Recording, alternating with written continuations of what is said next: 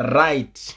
Zvatanga manje. Muri yeZimbabwe pane nyaya iri kutenderera mumastreets esocial media ndasangana nayo iri kuvhundutsa zvakanyanya, nyaya yekudeedzwa kwavaGeneral Sanyatwe vari kunzi vari kudeedzwa kumunda wava Mnangagwa wokukwekwe. Panapa pari kunzi Mnangagwa summoned General Sanyatwe to his pre-cap farm to clarify a statement which Chiwenga recently made that corruption has become a national security threat.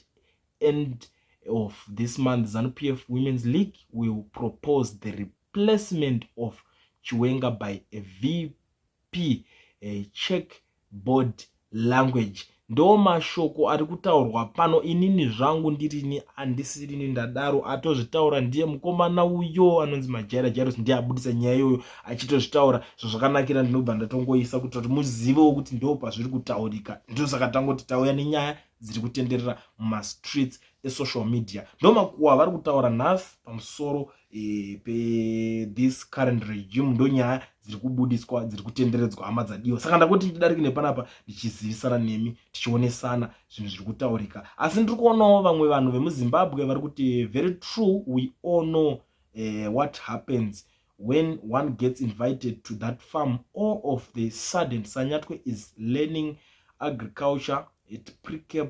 The guy has got a farm of his own.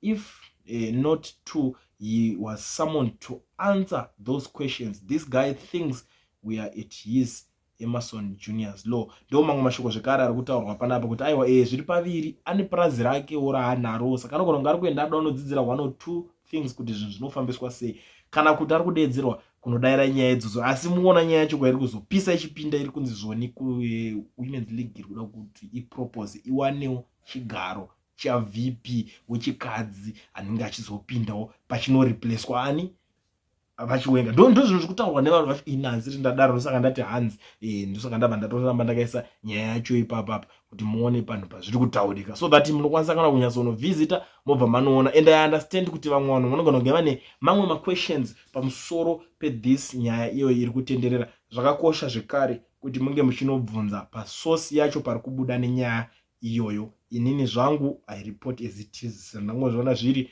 ndo mawira ndiri kungoya nawo panapa ndakaita. Ndiri kuonawo mumwe ari kuti General will be fired and then 2017 will come alive, but with a very much blood war in Zim. A blood war between ED and General is inevitable, and it will mark a death of ZANU-PF and the dawn of a new great Zimbabwe. SADC military intervention cannot be ruled out because things will be bloody. Ndo mashoko mamwe ari kubuda ari kutaurika panapa. Umwe ari kuti so probably Chiwenga and ED can't sit down and have a conversation. That's why Sanyatwe was brought back from Tanzania so that he can be a middleman. Ndo mamwe mashoko ari kutaurwa nevakomana. Ini kusazoziva kuti these guys anenge ari maziya iwo here kana kuti machi, but ivo chavo kungotaurawo nyaya dzevanhu. Vanhu vanenge vakungokomendawo nyaya dzevanhu dzinenge dzingorimo mudaro. Inongoziva kuti maZimbabweans vanoziva zvese. maZimbabweans vanhu vakanyanya kudzidza kudarika nyika dzese, handiti munozviziva. Saka ndo nyaya dzacho dzinenge dzakuita se mabudisirwo adzinenge dzakuzotaurwa dzichiitwa panapa.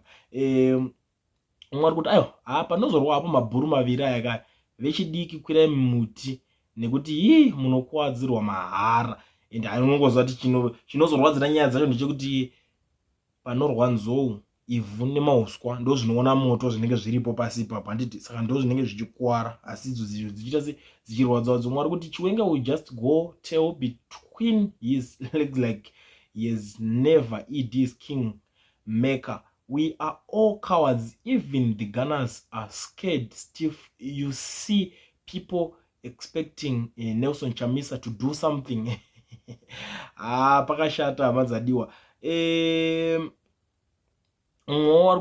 I hope one day you will learn to properly articulate your tongue, or else it loses relevance. Each day you noticing dividing chichiya. Umwe kutocomplain futi on nyaya iyoyo. Sekuti ngandambozvita ndakati some people vanenge vane mumwe mubvunzo nechinchi they have to go there vanobvunzira ipapo vanokwanisa kuzvionera. Umwe ari kuti as a South African who follow African politics too much, I'm asking myself why Chiwenga allowed Mnangagwa to take over power after a successful coup, knowing very well that Mnangagwa is a killer. All your generals who helped Mnangagwa to power have been eliminated by the same Mnangagwa. Ndo mamwe mashoko avari kutaurawo vanhu panapa. Akovalaka pakashata tiri kutaurira umwe kuti you both stay in Harare.